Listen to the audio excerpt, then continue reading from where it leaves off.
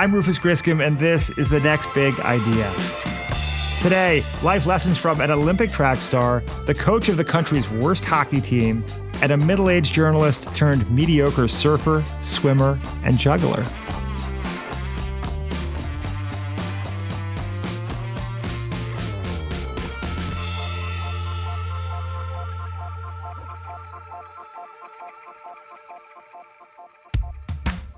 Do you like sports? I do. I wasn't very sporty in high school, but I've gotten more and more interested in midlife, which is probably why I'm into the middle-aged stuff. Cycling. I've somehow become one of those guys with a little bit of a belly and a ballerina suit. I'm not quite sure how that happened. And I'm currently mildly obsessed with trying to rebuild my tennis game. And when I'm not skidding across the tennis court, one of my favorite things to do, I don't think I'm alone here, is to recline on the couch while other people on television perform extraordinary athletic exertions. There's nothing like sipping a cup of tea while watching someone run a 4-minute mile. More inspiring still is learning the personal stories behind great athletic achievements. Last week, I listened to 3 book bites about the power, privilege, and occasional pain of participating in sports, whether at the highest or lowest level. A bit of background here.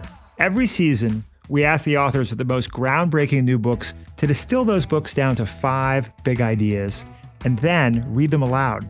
We call them book bites, the best new books in 12 minutes of audio. Today, I thought I'd share 3 that have reinvigorated my dedication to my physical and mental fitness. Up first, Olympic runner Alexi Pappas tells us what her athletic pursuits taught her about self-reliance, mental health, embracing pain, and achieving her dreams. Next, John U. Bacon shares the surprising lessons he learned coaching the country's worst high school hockey team. And finally, journalist Tom Vanderbilt makes a rousing case for being an amateur athlete at any age. I loved these book bites, and I learned a lot from them. I hope you do too.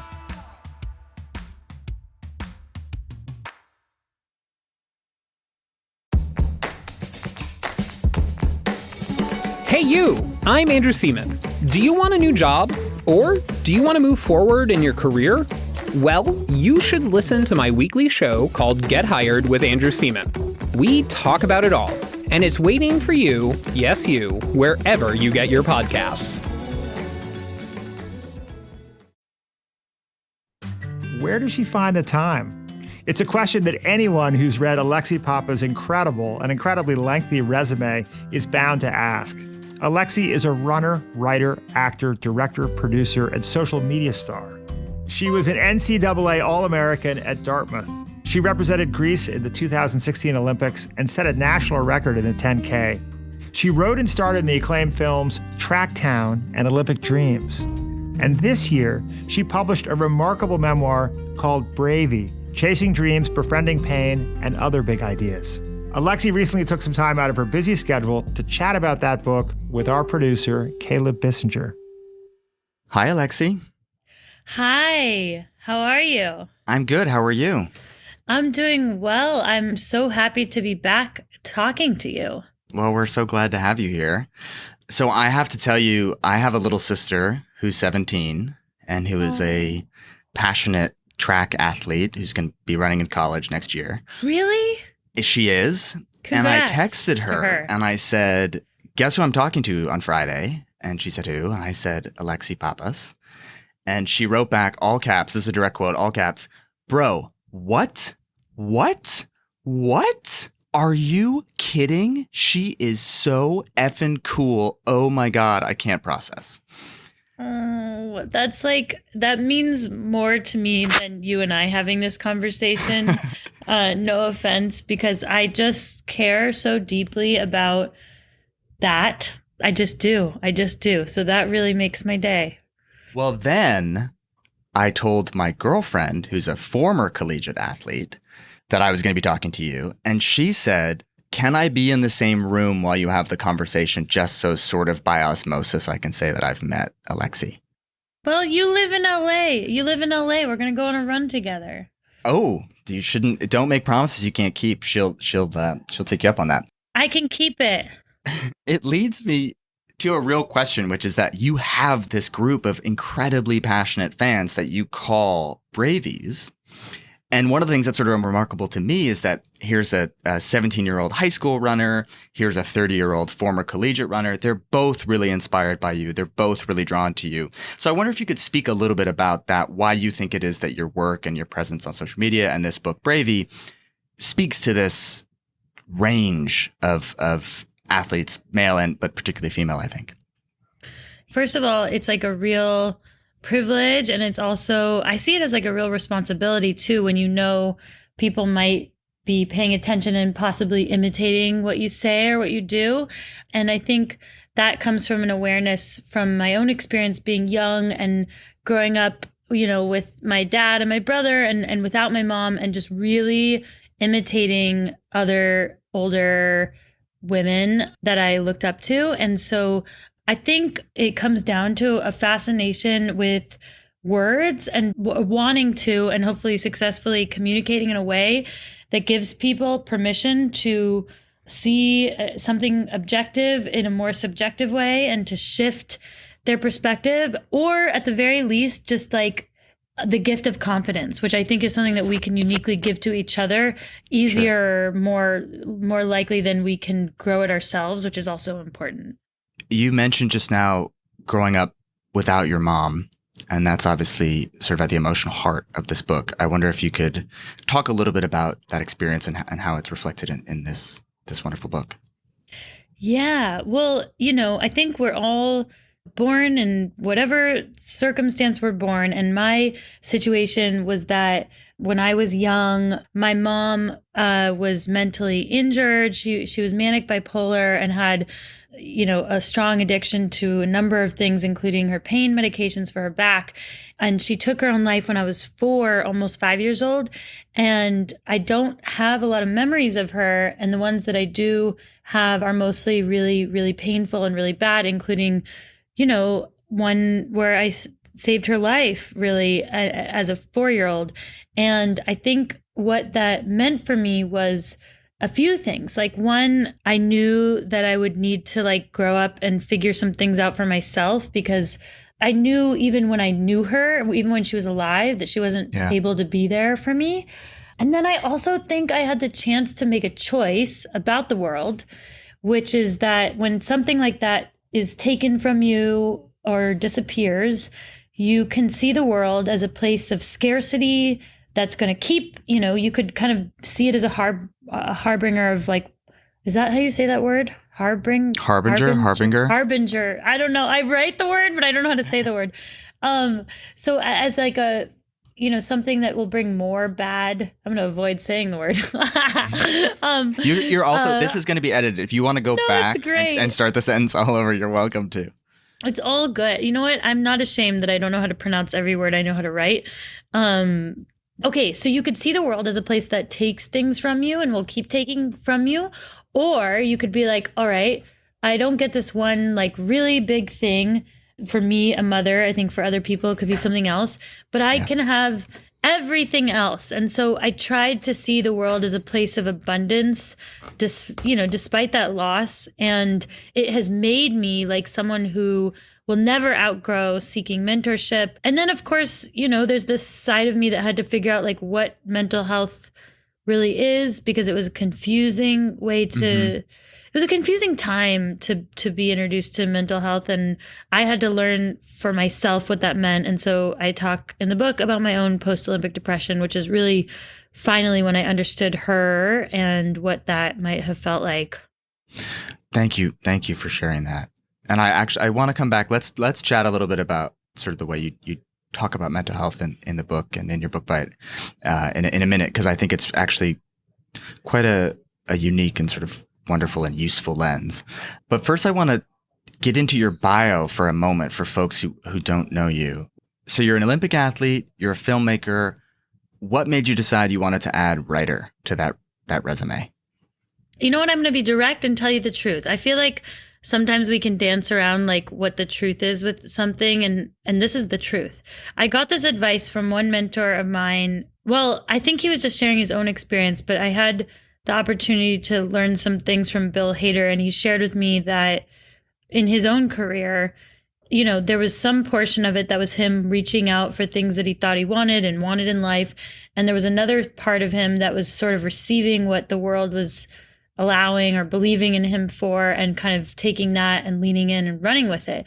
And I think that's like very much the way that I've gone about my life as well. And it helped me to hear that from him, because it can be very scary to want to drive towards your goals, but also be open to what opportunities come your way. And with the book, really, that was like a door that was an energy that came towards me by way of literary agents approaching me, and then me, yes-anding that interest and deciding that I'm someone who does what I can do when I can do it. And I think I'm grateful that I wrote it when I did, because quite honestly, I don't think I could write Bravey today. Like, I think I am in the next chapter of life now. And I think it doesn't represent my entire life, but it does represent that first chunk of my life pretty accurately. And I wrote it during a time when it made sense for me to write it. Yeah. Yeah. It's sort of a snapshot of that, who you were at that moment. That's interesting. All right. Let me ask you one more question, and then we'll listen to your book bite. So this is a podcast about books, but an element of sort of the craft that we rarely talk about is book covers. I think there's sort of that, we fall prey to that, don't judge a book by its cover adage. But I love the cover of your book. It's this sort of arresting image of you. And I wonder if you could describe it for our listeners, because I think it's the cover sort of speaks more broadly to this multi-hyphenate element of your personality, and speaks to the book itself. So I love fashion, and this book cover is kind of one of my favorite shades of red. And then I'm wearing like what I call like an athletic chic outfit, because it's a dress, but the shoes are these heels that kind of have a play on these athletic socks. They're like a heel with a sock element built in. And I like how stylized we chose the cover to be, because we were grappling, like, should we make it a natural, like in nature, this and that? And I was like, a memoir is anything but natural to me. It was a crafted, thoughtful, curated thing where I labored over every word and tried my best to pick the ones that I thought would communicate my experience the best. And so I think the cover hopefully reflects that intention. It is such an arresting image. It's humorous, and it's provocative, and it's intriguing. It's great. Let's listen to your book bite. Okay. After I competed in the Rio Olympics and had the experience of a lifetime, running a personal best and setting a national record in the 10K, I became depressed. It's not uncommon for Olympians to feel a sort of post-Olympic depression, however mild or severe. It makes sense. You've worked your whole life towards this one singular goal, and suddenly it's over. The feeling is sharp and disorienting.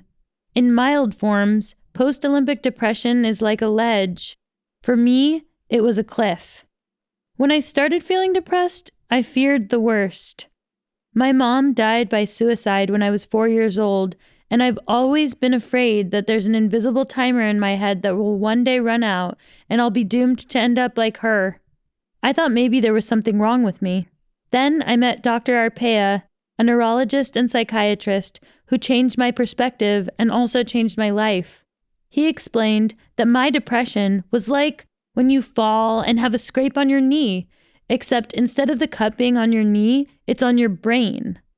Your brain is a body part that can get injured just like any other, and it can also heal just like any other. Once I realized that, I felt empowered because I felt like I could get better. My shame and self-loathing went away, and I could focus on healing. I saw Dr. Arpaia 3 times a week, just like I might see a physical therapist 3 times a week if I really did hurt my leg. And I stopped beating myself up so much, understanding that just like an injury on my leg, this injury on my brain wasn't going to heal overnight. If we can understand that our brain is a body part and start thinking about mental therapy as just another version of physical therapy, then we can spark a profound change in the way our culture views mental health. We can begin seeing our minds the same way that athletes see their bodies. Tomorrow starts tonight. When I first started training at high altitude in my build-up to the Olympics, I'd often find myself feeling exhausted by the time I showed up to training in the morning. Doing my normal morning routine of picking my clothes, making breakfast, and chatting with my teammates during the van ride to the track left me drained for the actual workout. At first, I just blamed the altitude, but then I read a book called Willpower by Roy Baumeister and John Tierney, which says that willpower, our ability to make good choices and be effective at what we do, is a measurable and depletable resource. We make thousands of choices every day, and each of those choices uses up some portion of our willpower. Once I started becoming conscious of my own willpower and then protective of it, two things happened. One, I became kinder to myself when my willpower was low, and two, I realized how many little things drained my willpower every day. I started budgeting my willpower. I put in headphones instead of socializing on the way to the track, and I prepared breakfast and laid out my clothes the night before. I couldn't believe how much of a difference this small change made. Pain is a sensation, not a threat. To qualify for the Olympics, it is important to become a master of pain. But just because I have a high tolerance for pain doesn't mean I enjoy it. When I went to college and started training to compete at the Division I level, intense pain became a part of my daily routine. Every morning, I woke up dreading the inevitable pain to come, and it became clear that if I wanted to survive as a college runner, pain and I had to come to a new understanding. I thought back to middle school, when I got into a fight with this girl I really didn't get along with. When our teacher finally intervened, she quarantined us in a room called the pod for an hour to figure things out, just us two 11-year-old girls. My adversary and I spent a good 45 minutes in silence, glaring at each other from under our unibrows. But in the end, we agreed that while we didn't want or need to be friends, we could be civil for both of our sakes. I resolved to be similarly civil with pain. Before my races and workouts, I worked on consciously shifting my mental energy from dreading upcoming pain to simply recognizing that the pain would always show up no matter what. And even though I utterly despised it, I should try to greet it politely, like a guest at a dinner party. Once I made that shift, the pain didn't hurt any less, but its edge was gone because I had accepted that it was coming. I've found this approach to be applicable to all different types of pain, challenge, or other unpleasantness that life can bring. We can't erase pain completely, and we certainly don't have to like it, but we can learn to expect and accept it. You make your own cape. I ran my first marathon, the Chicago Marathon, about 2 years after the Rio Olympics. Those 2 years had been an arduous trek through depression and one injury after another. Still, my goal was to run somewhere around 2:30, faster than the current Olympic standard qualifying time. But about 10 miles in, I began to feel a weakness in my previously injured hamstring. By now, I was running several seconds per mile off pace, and I knew that running 2:30 would be impossible. So I decided that my new goal would be just to finish the race, no matter what. Crossing that finish line was such a tremendous challenge that I felt like I won a gold medal. After the race came the media gauntlet. I could tell that reporters were expecting me to feel upset at my result, but I reminded myself that I had not failed. I had reframed my original goal in light of a new reality. So instead of being disappointed when the reporters asked me about my time, I had a huge smile on my face. I made a conscious decision to focus on how proud I was of finishing rather than how disappointed I was at running a slower time. Reframing our goals and rewriting our stories are powerful tools, and how you talk about your experience will dictate how you feel about them. The world is not objective. It's actually up to us. So why not be the hero of your own story? Being a hero is a choice you can make, not a cape someone else will drape over you. You make your own cape. Be a bravey, replace can't with maybe. Being brave enough to chase goals that seem scary, goals we might not get, is a switch we can flip in our minds. Growing up, I chased specific labels: strong, fierce, fast, funny, pretty. But all of those labels were outward-facing. They described an energy you projected into the world. Being brave, or being a bravey, is different. It's inward-facing, a choice you make about the relationship with yourself. We all have dreams that we're chasing, however big or small, and we can all decide to be brave enough to give ourselves a chance. Anyone can be a bravey, and the permutations of what that means are infinite. That's what being a bravey is. You're making a conscious choice to tell yourself what you'd like to be until it becomes part of you.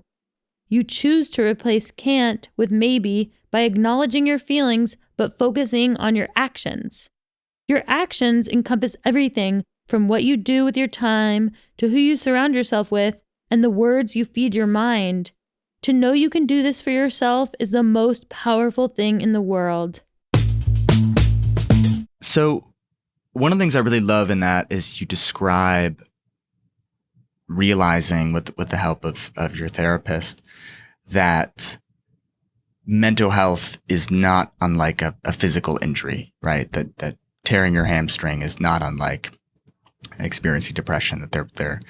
I love that analogy. You know, even since you wrote the book, you sort of alluded to earlier that some of your thinking has changed. Some of this conversation, I think, has evolved since you wrote the book. And I think, other athletes, I'm thinking of Simone Biles, Michael Phelps, Naomi Osaka, have come out and spoken really candidly about their struggles with mental health. So I'd love you to talk a little bit about where you sort of think the conversation of mental health in sports, where it is now and where it needs to go. Okay, so where it is now, it feels like it's progressed quite a bit because in 2016, when I competed in the Olympics, the post-Olympic depression and mental health elements that are very natural with chasing any big dream, athletic or otherwise, was it was just a well-known secret, but no one was really, I was not very privy to it. And I think that's why I was so unprepared for what it was. And now I think it's in conversation. And I think where it hopefully is going to go is that I think we're still having a struggle with actually physical and mental health injuries, which I think are the same, with accepting the word pain like at face value. For these athletes who have spoken up and have had great support from some people, but lack of support from others. I think the lack of support comes from the desire to have some kind of tangible proof, like an MRI, to show that injury is real. And that's very dangerous because there is no MRI for a mental health injury that I know of. And you know what? For physical health injuries, sometimes they don't show up on MRIs either. And I know so many mostly female athletes who have been convinced and lived with injuries, mental health and physical health, that are real injuries, and they have expressed pain as a symptom, and they've been told that it's not pain, it's in your head. It's not pain, it's weakness. It's not pain, you need to be tougher. It's not pain, it's a million other things. And this has happened to me with my physical health, and it struck me that really where I hope the conversation goes is that the word pain has meaning simply because we said it. I think we're headed in like a better direction with it, and we just have to keep being supportive of one another. So I'm going to be at the New York City Marathon on Sunday, and I had like this big surgery that I found out that I needed to get, last winter. That was a result of me ignoring, honestly, being advised that the pain that I was feeling was not real, and for years. And it caused me to injure myself so badly that I needed a reconstruction surgery. And I'm healthy. Like, I'm now finally healthy and in no pain. But I'm going to that race and I'm only ready to run. I'm not ready to race the New York City Marathon. And so I'm going to go out there and run. And that is a really, it's a challenge, honestly, for an elite athlete to go to a race and say, like, you are not here to compete. You're here to run and celebrate your health. And I feel nervous because, like, I feel really proud of where I am and that I took care of myself. But it's obviously nerve-wracking to feel like putting yourself out there when you're not going to go run your hardest. You're going to run and be smart and just celebrate the health. So, yeah. Well, we will be cheering you on. And I'm so grateful that you took a little time out of your last week or so of marathon prep to chat with us. Thank you. Your support means so much. Seriously. That was Alexi Pappas with 5 big ideas from her book, Bravey, which will be out soon in paperback. Coming up after the break, journalist John Bacon shares the unexpected lessons he learned while coaching the worst hockey team in the country.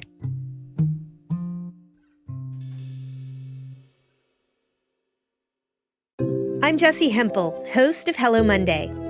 In my 20s, I knew what I wanted from my career. But from where I am now, in the middle of my life, nothing feels as certain. Work's changing, we're changing, and there's no guidebook for how to make sense of any of it. So every Monday, I bring you conversations with people who are thinking deeply about work and where it fits into our lives. We talk about making career pivots, about purpose and how to discern it, about where happiness fits into the mix, and how to ask for more money. Come join us in the Hello Monday community. Let's figure out the future together. Listen to Hello Monday with Jessie Hempel wherever you get your podcasts.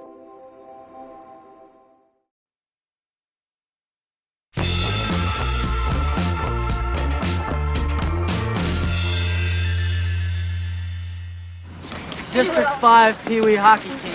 I'm Gordon Bombay. I'm the new coach. Afraid so, dude. Got the roster right here.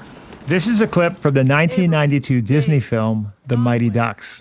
Emilio Estevez plays Gordon Bombay, a hotshot lawyer who gets busted for drunk driving and is sentenced to some pretty unusual community service, coaching a kids' hockey team. Now here's the long and the short of it. I hate hockey and I don't like kids. It was supposed to be a pep talk. Look, I'm sure this will be a real bonding experience. And maybe one day, one of you will even write a book about it in jail. Funny. Is there a goalie? Only for a little while. I'm moving back to Philly. Thank you for sharing that. No problem. All right, get out on the ice. Let me see what you can do.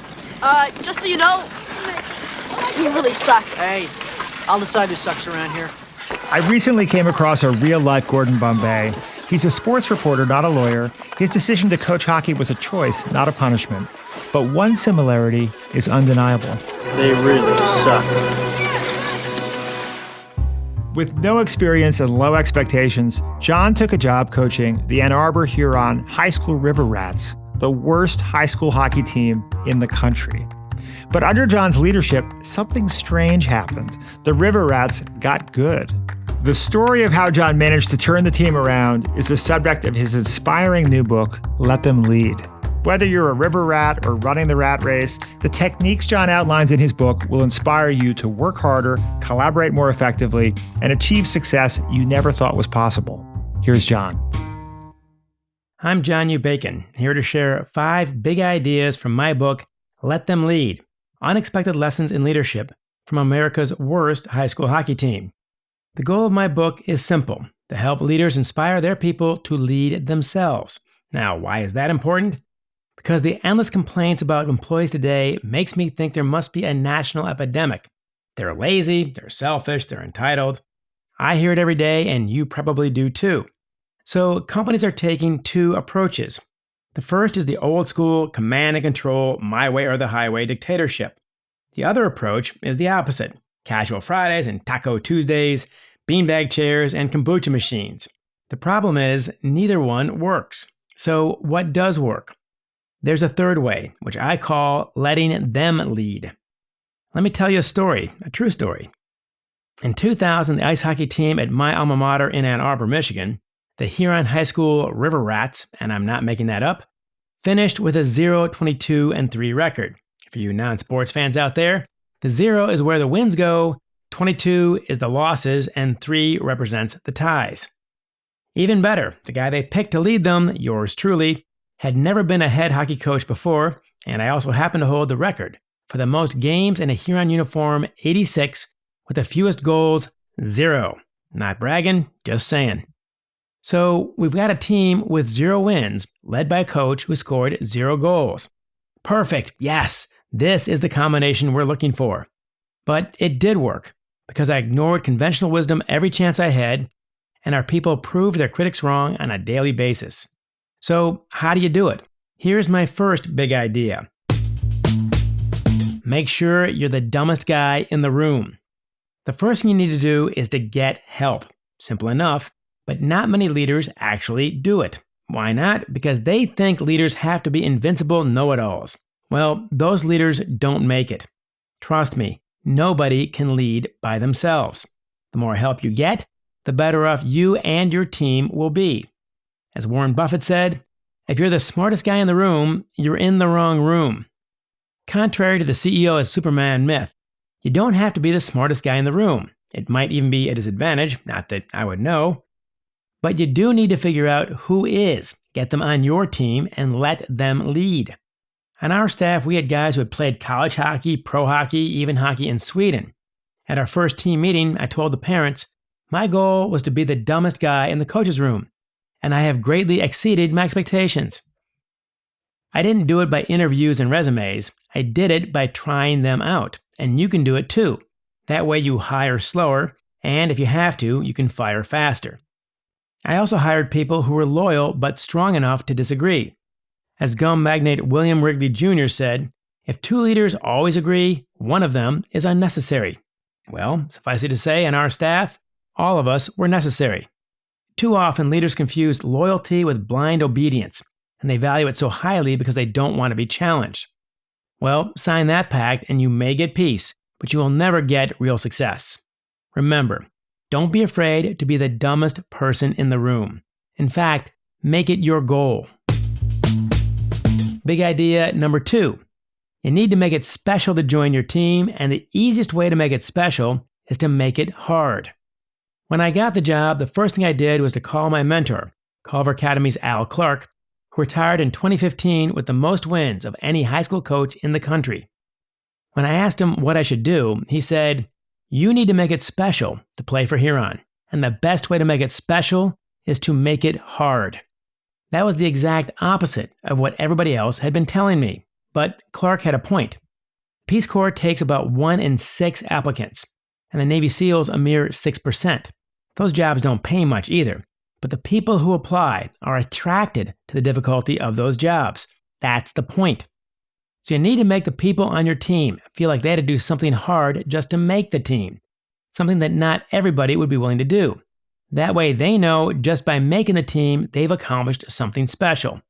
And once that culture is established, it's pretty easy to maintain because your people, with a little guidance, will do it for you. So that's what we did. At our very first summer workout, I told our players, we are going to be the hardest working high school hockey team in the state. Our goal is nothing less than winning the state title.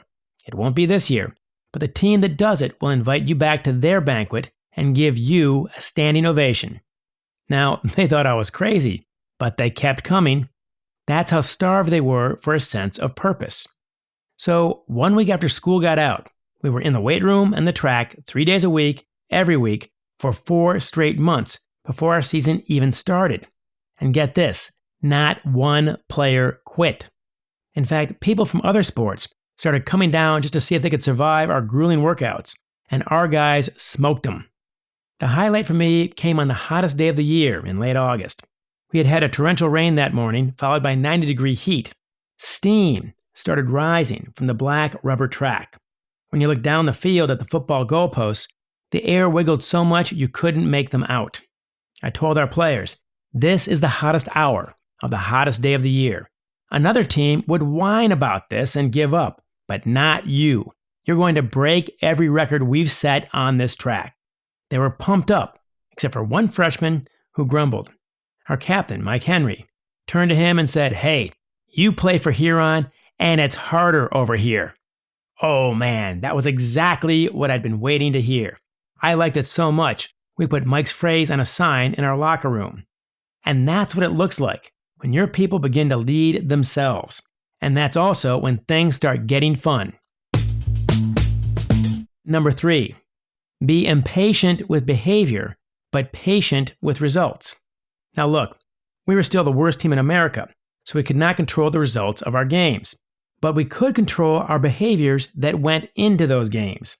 To those ends, we had only 2 rules: work hard and support your teammates. That's it. We won our first 3 games, the most we had won the previous 2 years combined.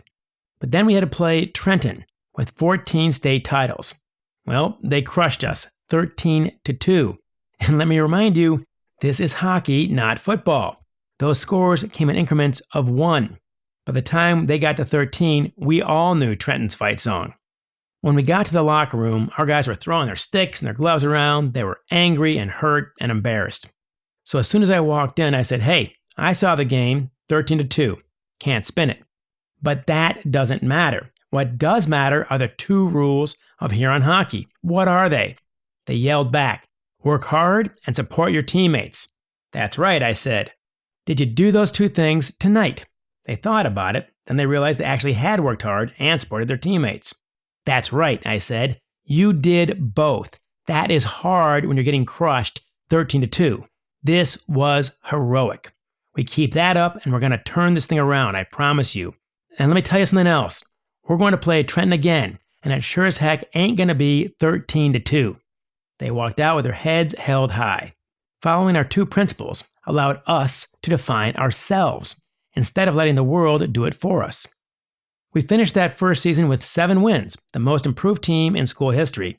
But that's not the point. The point is, by emphasizing our internal behavior and not the external results, we could focus on what we sent out into the world and not worry about what came back. Big idea number 4, water all your plants and then watch who grows. Leaders too often think their people are robots. They can do what they can do, they can't do what they can't do, none of this will ever change, and there's nothing that anybody can do about any of it. But the truth is the exact opposite of all that. People can grow dramatically, and that includes leaders, a lesson I learned in real time. Talent is not fixed, nor is maturity, grit, or leadership ability. So don't try to predict who's going to succeed and who isn't. Treat them all fairly, including the quiet ones. Water all your plants.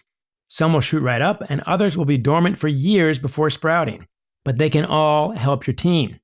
And that brings us to Nate Reichwich, our 3rd string goalie, far behind our top 2 goalies. Our second year, we had a good team, but our top 2 goalies were struggling. Even worse, we were about to play Grosse Pointe South, the 7th-ranked team in the state. In our last 3 meetings, they had beaten us 5-0, 7-2, and 7-0. We had not beaten them in 20 years of trying. As Nate recalls, he was clearly the least skilled goaltender on the team, but he worked so hard I was willing to give him a chance. I still expected to get blown out that night, but Nate, all of a sudden, out of nowhere, starts making save after save after save, looking like he'd been doing it his entire life. I have no idea what happened that night, but we believed that Nate was for real. He became our starting goalie on a top 10 team. He earned the team's Most Improved Player award and the nickname Darth Nader. At the end of our second year, we played Trenton again, the same team that had crushed us 13-2 our first year. But this time, it was a battle. Nate played great, and it came right down to the wire. We still lost 3-2, but their fans gave our players a standing ovation, one they richly deserved. We finished our second season with 16 wins, second best in school history. But we never would have gotten there without Nate Reichwich. Your people will do amazing things too, if you just water all your plants and watch who grows. Big idea number 5, create layers of leadership. This is crucial. You simply cannot be the only leader on your team. John Cooper, the coach of the 2-time Stanley Cup champion Tampa Bay Lightning, said that on bad teams, nobody leads. On good teams, leaders lead. But on great teams, everybody leads. And that's our goal here. How do you do it? Leading by example is clearly important. If you don't, you're a hypocrite and they won't follow you. But it's not nearly enough to lead by example.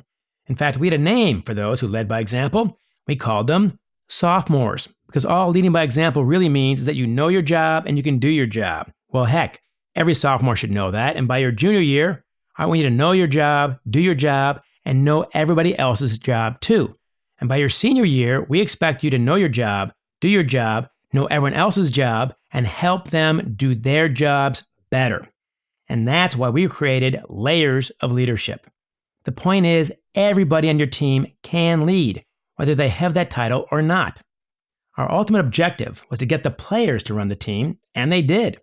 They picked our team goals, not me, and for that reason, They were more inspired to achieve them. They even had a say on disciplinary issues, which made all of them accountable to each other, not just me. And by our third season, we even let them coach an entire game by themselves. Let me explain.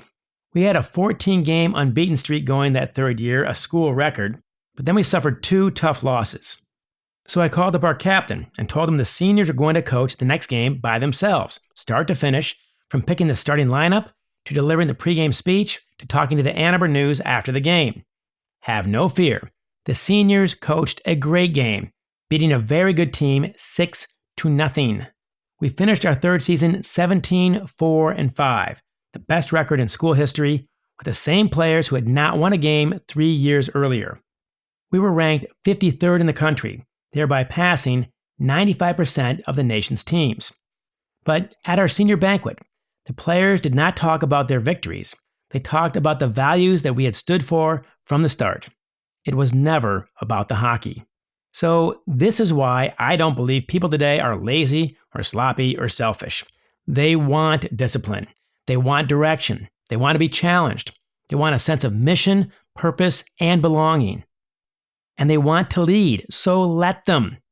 If you give them these things, they will give you everything. I'm John U. Bacon, and these are my 5 big ideas from Let Them Lead, Unexpected Lessons in Leadership from America's Worst High School Hockey Team. I hope you enjoy the book, and thanks for listening. Go River Rats! That was John U. Bacon with 5 big ideas from Let Them Lead.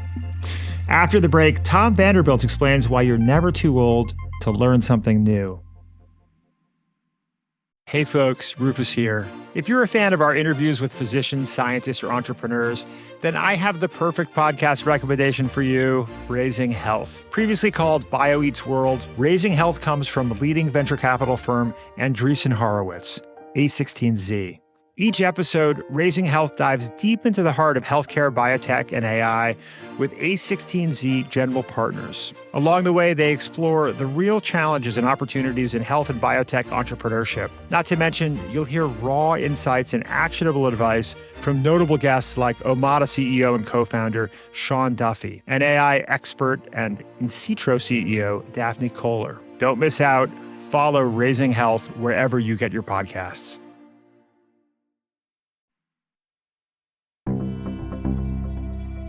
A couple years ago, as he stood on the sidelines watching his young daughter try out new sports and activities, Tom Vanderbilt had a thought. How come I'm not out there?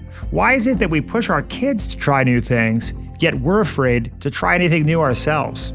Tom decided to rectify that. In the months that followed, he learned how to surf and snowboard, how to juggle, sing, and play chess. His goal wasn't to gain mastery. He just wanted to have fun. His experience as a midlife novice is the subject of his charming new book, Beginners: The Joy and Transformative Power of Lifelong Learning. Tom, who's a contributing editor at Outside Magazine, is an inspiring spokesman for amateurs everywhere. His work reminds us that being a beginner, no matter how old you are or untalented you feel, is a great way to stimulate your brain, meet new people, and bring a little adventure into your life. Here he is with 5 big ideas from the book. Hi, it's Tom Vanderbilt, author of Beginners. Here are 5 key insights from the book. Insight number 1, the power of beginner's mind. I wrote Beginners essentially to get over my fear of being bad at things. When you're a late 40-something parent who's never been on a snowboard in his life, and your young daughter suddenly wants to go snowboarding, it's far easier to simply sign her up for lessons and wait on the sidelines, proudly taking pictures and posting them to social media, than to actually get out there and snowboard yourself, testing your aging body and your insufficient health insurance. But I want to argue that there's great power in being a beginner. You suddenly see the world with fresh eyes, what the Buddhist monk Shunryu Suzuki famously calls beginner's mind. The habits of the expert, as he called them, can be an obstacle. Your own experience gets in the way of finding fresh solutions.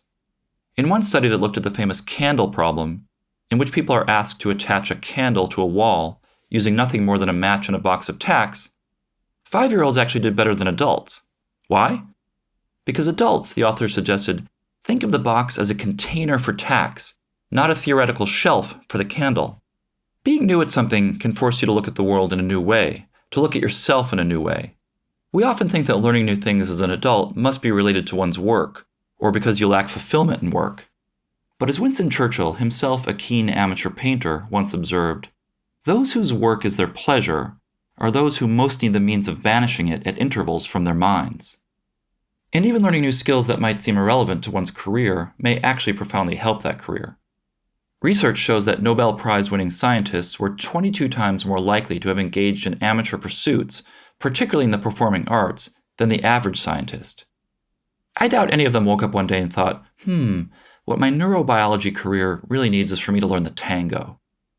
But perhaps, in taking on those new pursuits as a beginner, they could think again, like children, freed from preconceptions, unburdened by expectation, less categorical in their outlook. They could push beyond their domains, beyond themselves. And they could have fun, something that's never to be underestimated as an agent of learning and discovery. Insight number 2, what we can learn from the true beginners.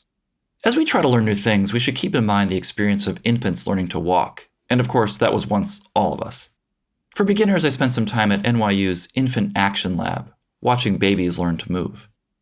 Infants spend roughly a third of their day for 6 solid months practicing walking, and they don't truly perfect it until years later. Along the way, they'll have fallen a lot.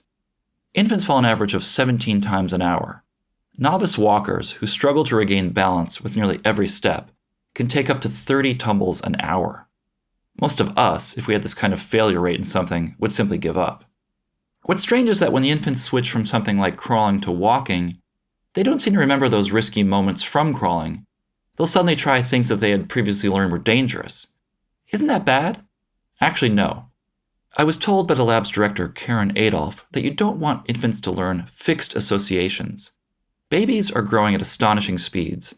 The things that worked for the crawling infant might not work for the walking infant, while the insurmountable hurdles they faced as crawlers might suddenly disappear as they become capable walkers. Most importantly, Adolph says, you don't want the baby to learn to stop trying. That persistence, that willingness to fail, and that adaptability are just a few of the many things that adult beginners can learn from infants. Another key lesson is the importance of changing up your practice. Infants never take the same walk twice. They don't do drills, they explore. You don't want to teach an infant one proper way to walk to be repeated in lockstep.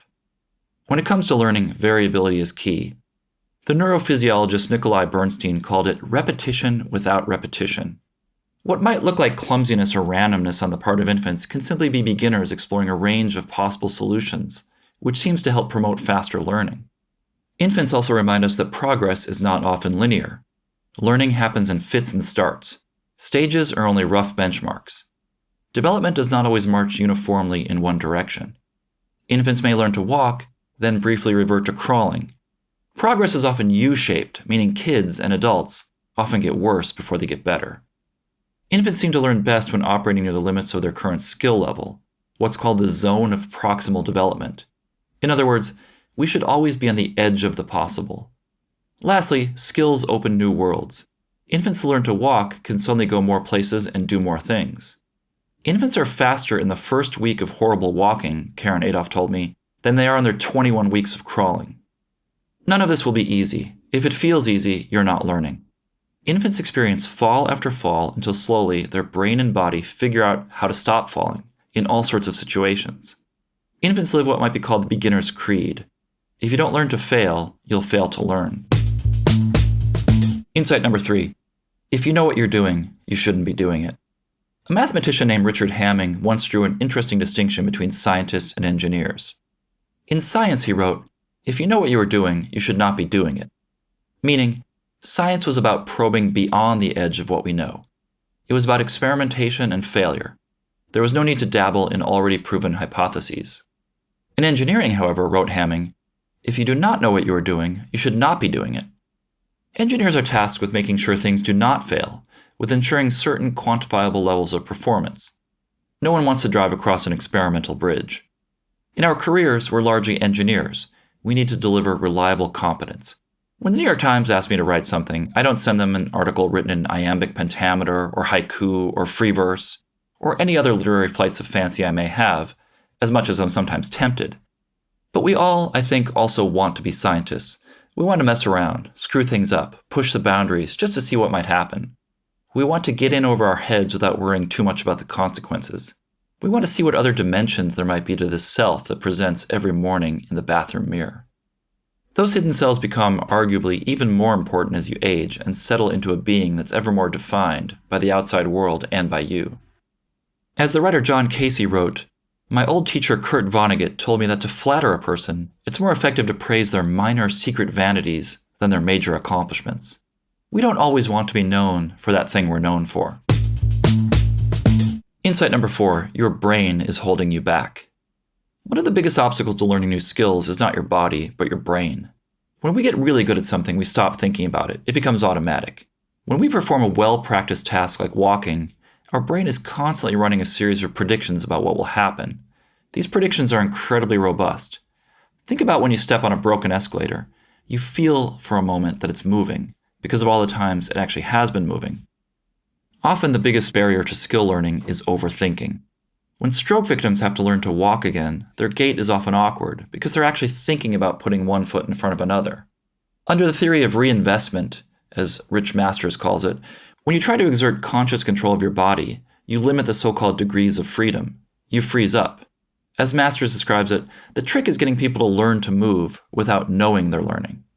Good skill learning also requires what movement scientist Gabrielle Wolf calls an external focus. Athletes do better when they focus not on what their own bodies are doing, but some external target. As Mohamed Abdul-Rauf, one of the NBA's most accurate free throw shooters, describes it, "I just relax and shoot, and when I shoot, I look toward the back of the rim." Your brain can get in the way of your body in all kinds of ways. When I was trying to learn to sing, I would struggle to hit higher notes, which seems natural, I'm a baritone. But these were notes I could actually achieve in conversational speech. What was happening was that I was thinking about the high notes, and I was literally trying to stretch my body upwards as I sang, which only strained the very mechanism needed to produce those notes. My teacher had a nice little trick. When I was about to hit a high note, briefly bend my knees and dip down. I could suddenly hit the notes. Insight number 5, you're never too old, it's never too late. When my daughter plays competitive chess, I often notice that she gets particularly nervous about playing higher or even equally rated boys as opposed to girls. This is a very real thing in chess. Psychologists call it stereotype threat. The internalization of some external stereotype actually makes you perform worse. Boys are said to be better at chess than girls, so girls often underperform when playing against boys, playing worse than their rating would suggest. Adults, I think, face a similar stereotype threat when it comes to being a beginner. It's that little voice within saying, "It's too late. You're too old." Only children can learn chess or the piano. It is true that it gets harder, sometimes marginally, sometimes significantly, to learn new skills as one gets older, particularly when you're an absolute novice in a field. As work by psychologist Neil Sharness shows, when subjects of various age and experience were asked to learn a novel word processing program, when a subject had experience, age didn't so much matter. But when they were novices, age suddenly came into play. The older the novice, the older it took to learn. So that's the bad news. If you're older, you're going to have to work harder than a younger person to pick up some new skill. The good news is that the brain is still ready, willing, and able to learn at any age. Take, for instance, juggling. A week's worth of trying to learn to juggle 3 balls already has a big effect on brain plasticity. That's the shorthand way to describe the brain reshaping itself, rewiring its connections. A study that looked at a group of older subjects with a mean age of 60 years who were learning to juggle found that their brains exhibited a similar level of plasticity as the subjects in an earlier study where the mean age was 20. This doesn't mean those older people are going to actually learn as easily as younger subjects. But here's the important thing to remember. The more learning that older adults take on, the faster they seem to learn, the more they become like younger adults. And that's it. That was Tom Vanderbilt with 5 big ideas from his book, Beginners. I had the chance to interview Tom on this show earlier this year. Here's a snippet of our conversation.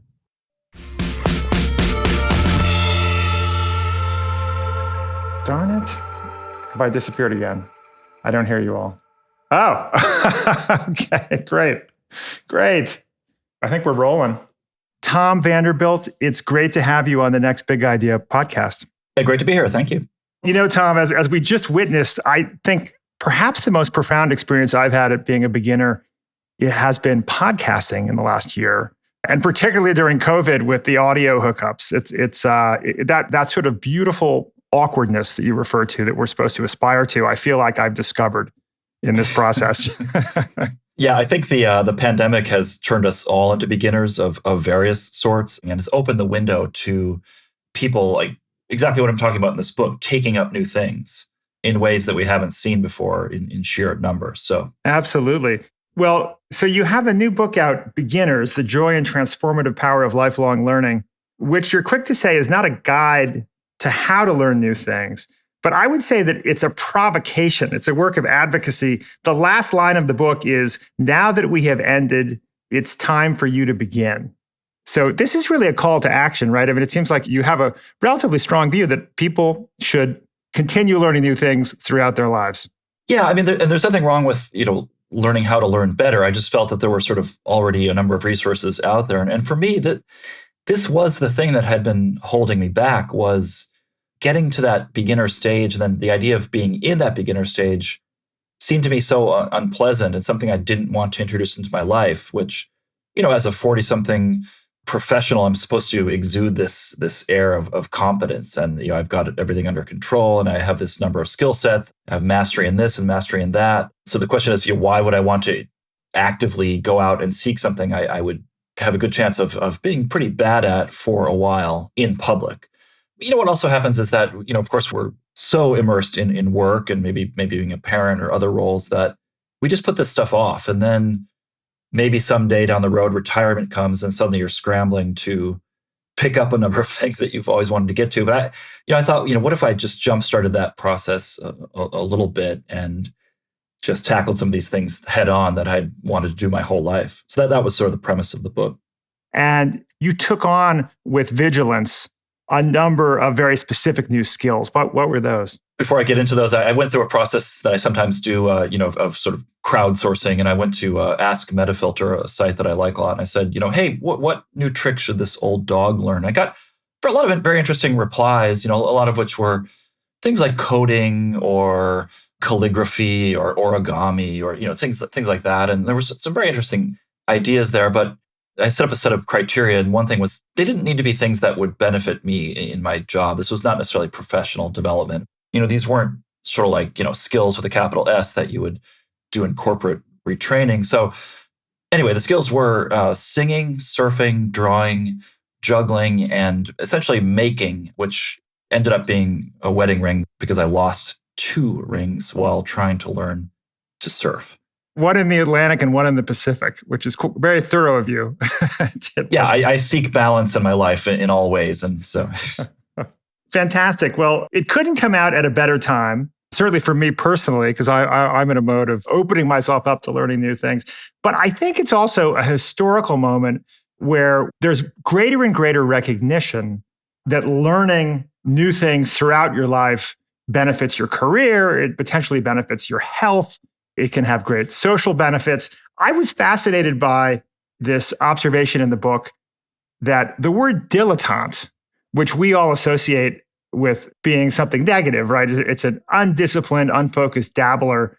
The origin of the word dilettante was quite different. Can you share that? Yeah, sure. I mean, it comes from dilettare, which means to delight in Italian, and it sort of stemmed from this 19th century group of English, largely men, who were sort of connoisseurs. They were fascinated by this ideal of continental art and culture and the life that was being lived in places like Italy. So they would go on these, sort of grand tours and try to amass this knowledge. Of course, this was before, days before a lot of the stuff was that easily available. So you sort of had to go there and actually do the stuff and live this, and sort of bring it back to England and then just essentially be delighted by it. This was, sort of ahead of the age when there were things like professional art historians, or everything had sort of been professionalized. You needed a university degree to take this sort of thing on. But as various things happened, society began to become more sort of bureaucratized and professionalized.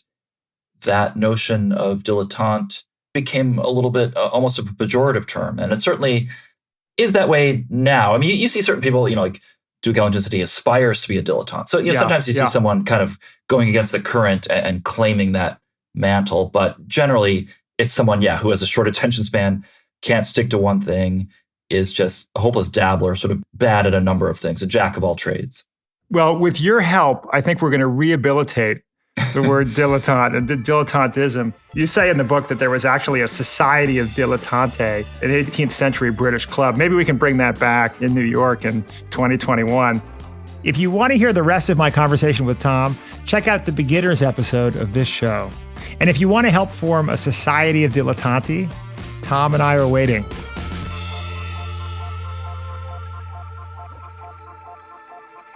I hope you enjoyed those 3 book bites. You can find those and many more, a new book bite every single day on our Next Big Idea app. If you want to go deeper, you can buy any of those books with a couple clicks directly from our app. You'll also find video and audio e-courses on the best books of the year, ad-free versions of this podcast, and conversations with our curators, Malcolm Gladwell, Susan Cain, Adam Grant, and Daniel Pink. Search for Next Big Idea in your app store. If you like this show, please tell your teammates, rivals, training buddies, and that guy who always beat you to the Stairmaster at the gym. And if you have a chance, leave us a review and a 5-star rating if you think we've earned it. The ratings really help us. Follow us on Apple Podcasts, Spotify, the Wondery app, the Next Big Idea app, or wherever you're listening right now. Special thanks to Alexi, John, and Tom. Really, folks, their books are incredible. This episode was written and produced by Caleb Bissinger. Our executive producer is Michael Kovnat. Theme music by Costa Galanopoulos. Sound design by Mike Toda. I'm your host, Rufus Griscom. See you next week.